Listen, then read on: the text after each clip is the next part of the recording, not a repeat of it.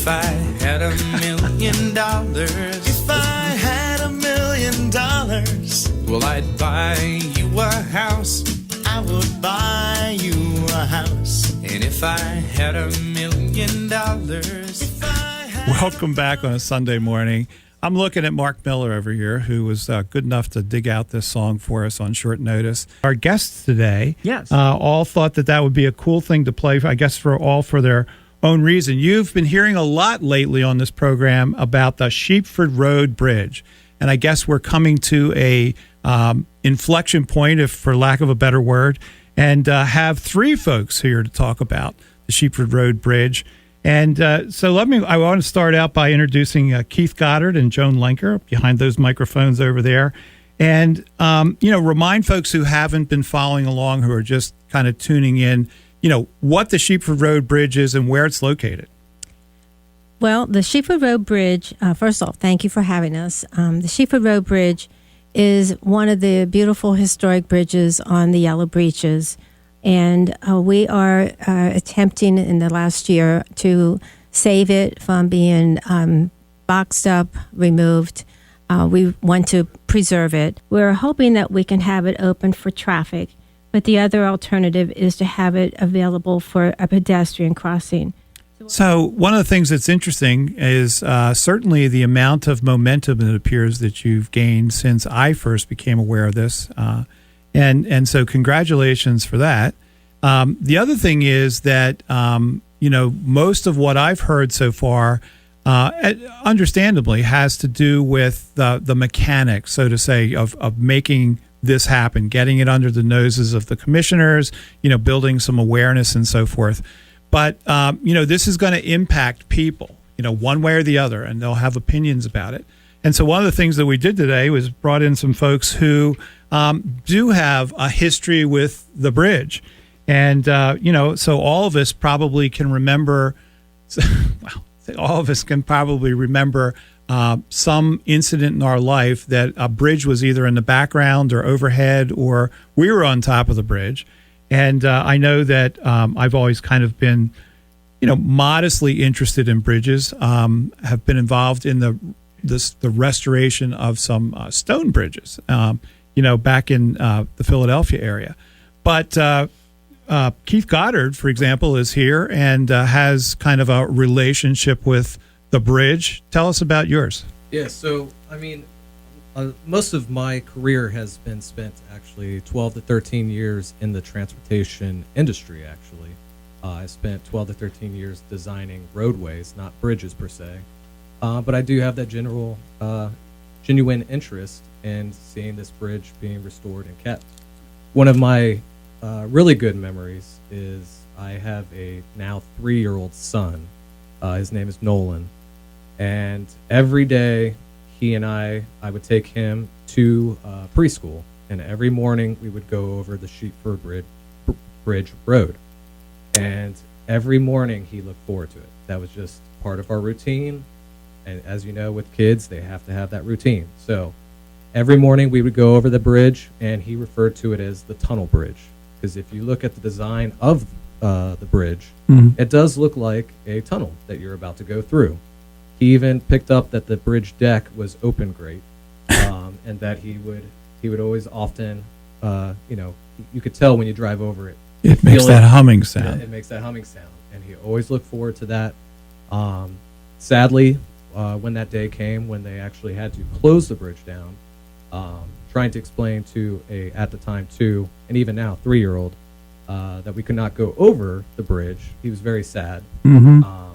So I had to try to explain as best that I could to him as to what was going on, and I said that it was broken and that they needed to fix it.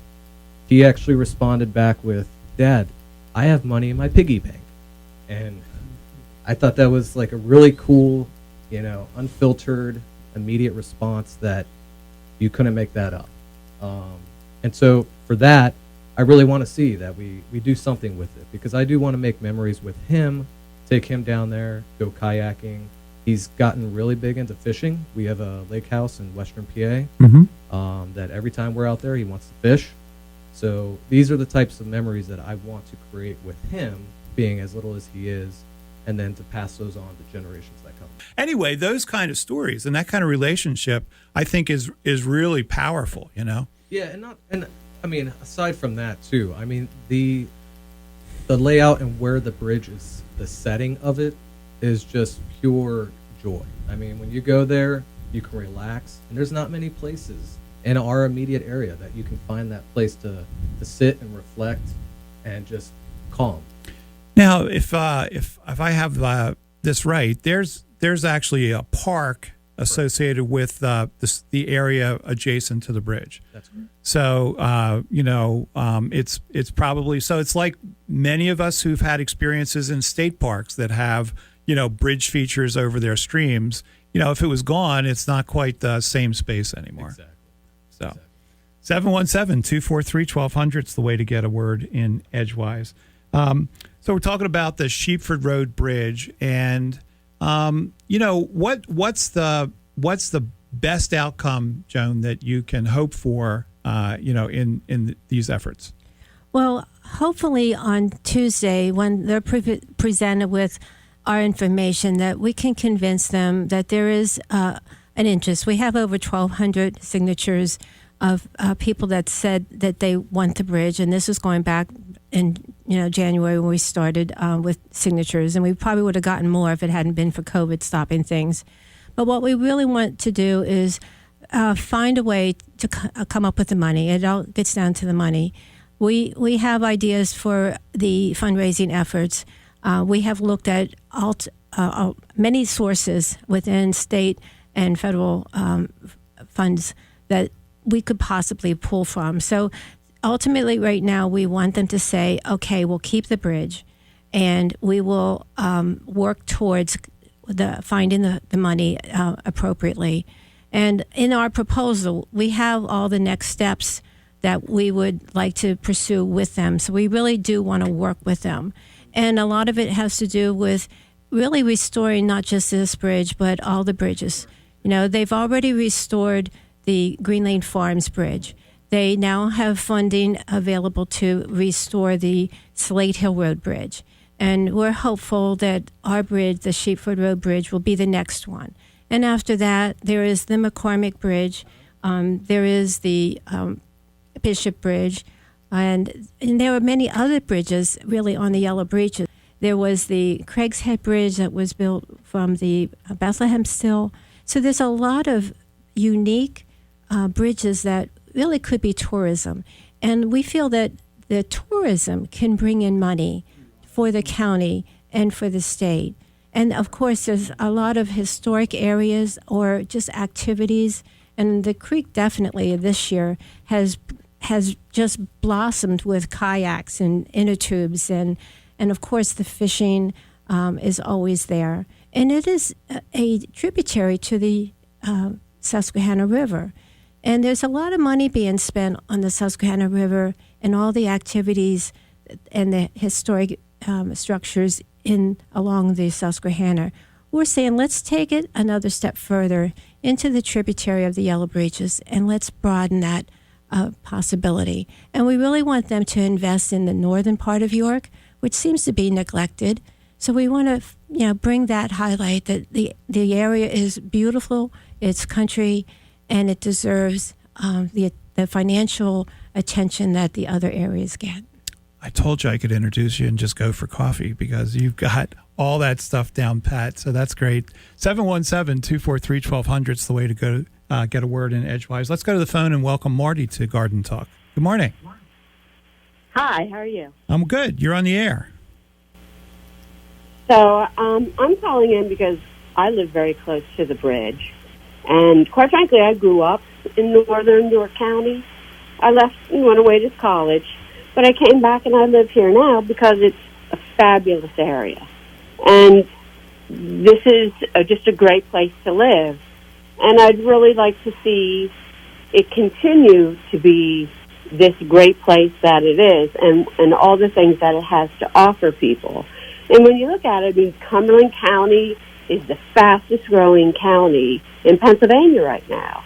And York County kind of has a chance to kind of glean some of that potential off of it. This area is growing rapidly. The real estate market is hot in here, and I just see nothing but potential for both Cumberland and York County to get benefit from keeping this bridge here.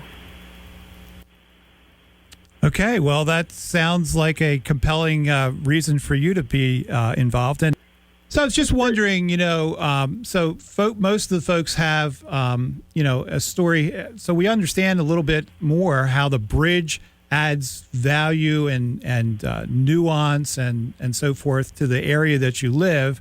Just wondering what specifically your relationship with it is. I mean, do you boat under it? Do you fish under it? Do you jump off the bridge? I'm not sure you're supposed to do that, but anyway. There we go. My husband and I, we've kayaked along the Yellow Breeches. We've taken our child there and their friends there. And, actually, if you look, Cumberland County along this section has a bunch of parks. York County has none. But even what was funny was when we were kayaking, we met quite a bit of people who have come up from southern York County to actually enjoy and kayak along the river, or the creek, I should say. And now we're seeing people who have small businesses and having excursions that offer that in this area to make money. So there's potential for small businesses here to make some money, and for same thing with York County to bring that in and grow that way. And this area is just I don't see it getting less developed in this area.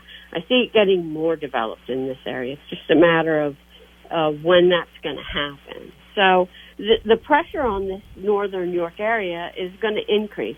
I don't see it decreasing. So preserving these amenities may have a bump-on effect in that it, kind of encourages or makes people aware of the other amenities that are associated with the creek and, the kind of region that we're in.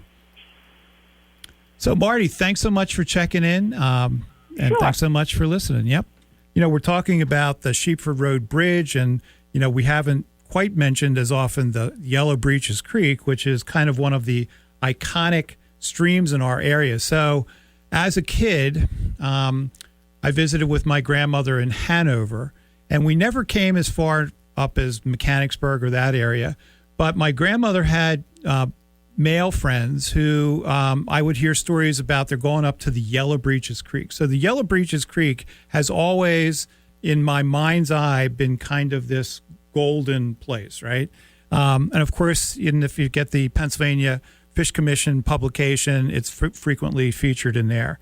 So believe me, it was kind of exciting 25 years ago when I realized that I was within spitting distance of the Yellow Breeches.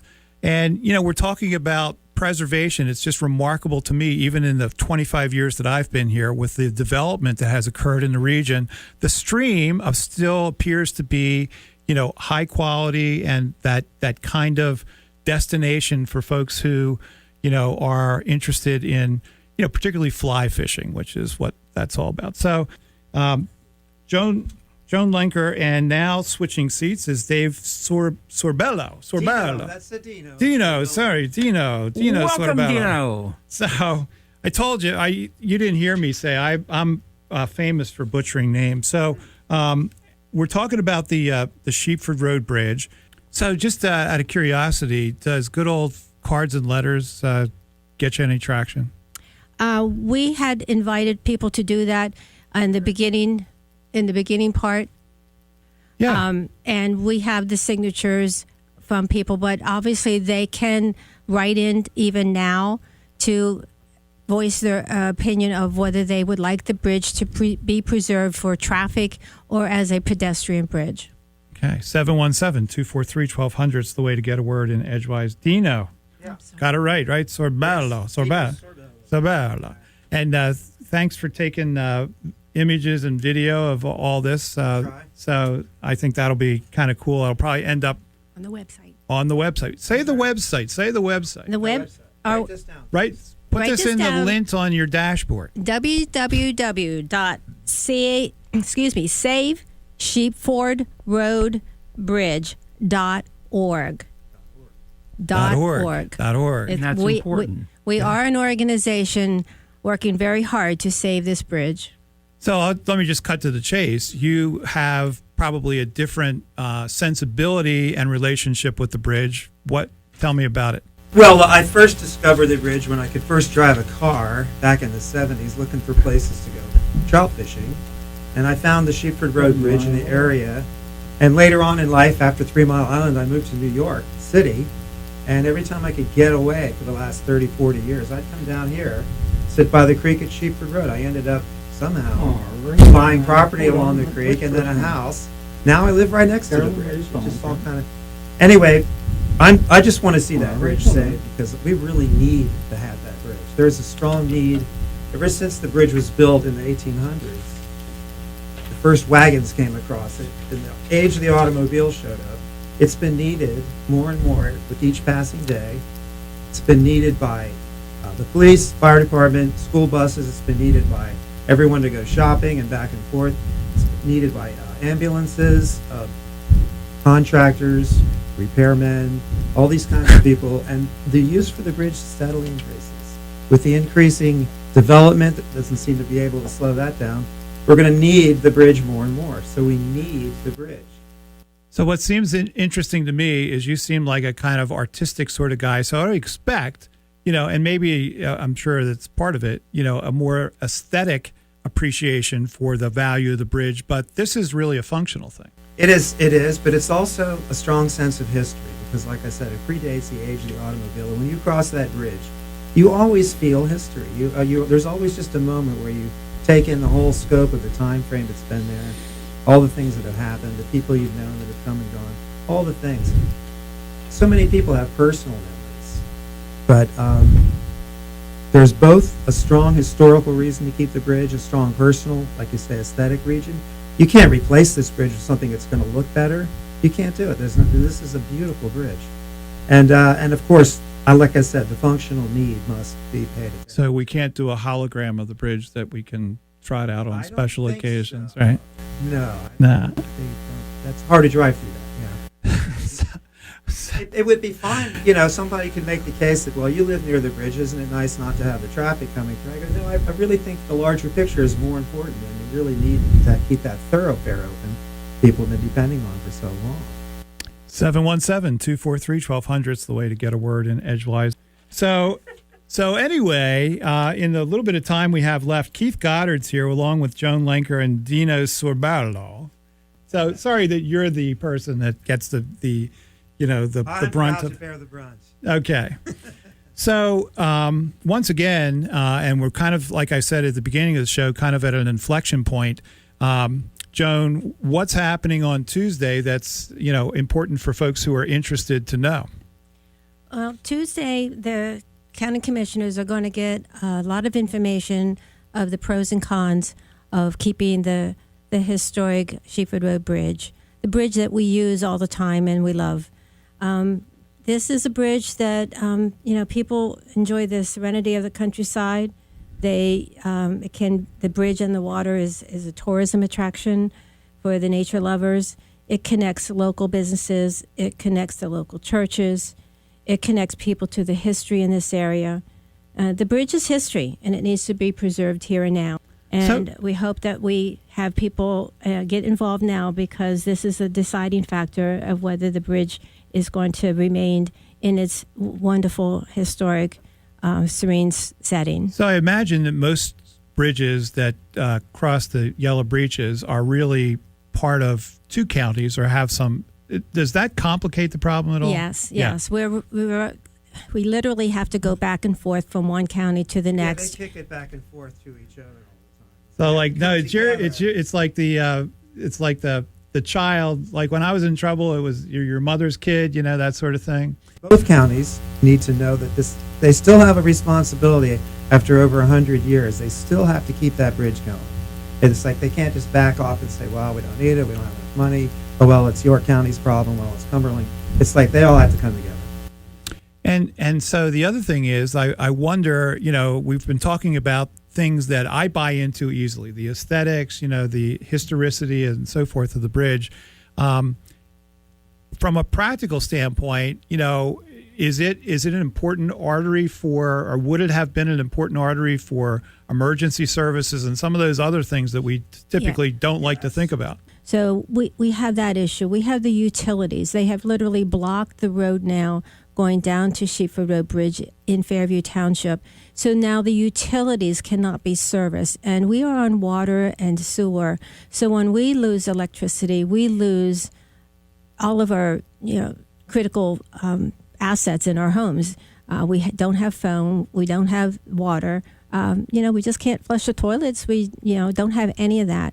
And that affects not just on our side, but the other side as well. So we really want and need the bridge. It has a historic value. I haven't gotten into it, but the Eiffel Tower, a connection.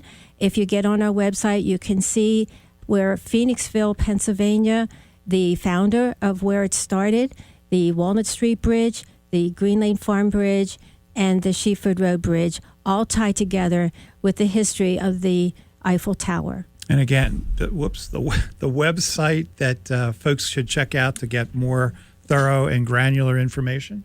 www.savesheepfordroadbridge.org. All right. Well, I think this is a great way to spend a delightful Sunday morning. And in fact, I'd encourage folks to, if they are looking for something interesting to do, go get your eyes on this bridge. There's a park located right under the bridge, so you can find a convenient, safe place to park. Interesting perspective of the bridge. Bring a fishing rod, bring a camera, and kind of acquaint yourself with this iconic asset. And see if you can find Banana Island. Most people don't know there's a Banana Island across from the park. All right, so that we'll have to leave. Not to mention that.